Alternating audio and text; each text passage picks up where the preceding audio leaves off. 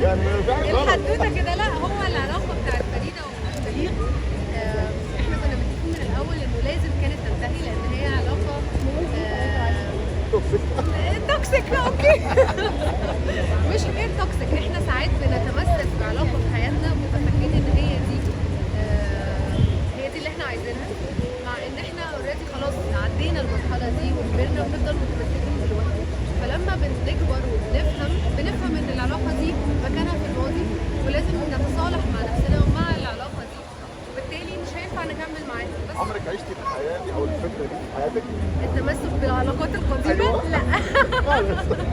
فريده كانت صعبه جدا عليا وحبيتها جدا بصراحه يعني. يعني تبدا تخلص من حمامك القديم بقى الاعلام بتاع زمان ده. اتخلص من ده. لا يعني كل ما كان البني ادم عنده وعي بنفسه ومتصالح مع نفسه، هيقدر يعرف ايه اللي بالنسبه له وايه اللي لا بالنسبه له. ما يفضلش زي فريده متمسك بحاجه في خيالها مش حقيقيه، وهي لسه عايشه فكره ان بليغ وهو ده الحب وهي دي اللي المفروض تكون عليه حياتها مع الراجل. بما اننا قربنا على رمضان، بتهربي من رامز؟ مش بهرب من رامز والله. لا والله، يعني انا بحب برامج رامز ومش بحبها في نفس الوقت.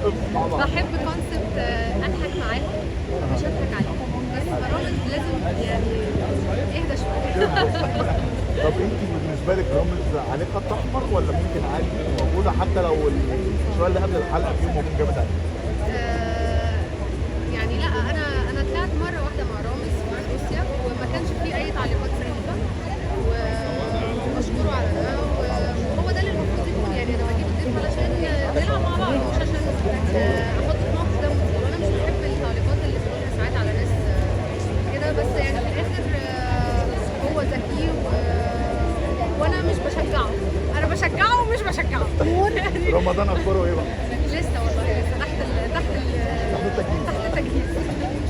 شكرا جدا وشرفتينا. بمناسبة السنة الجديدة،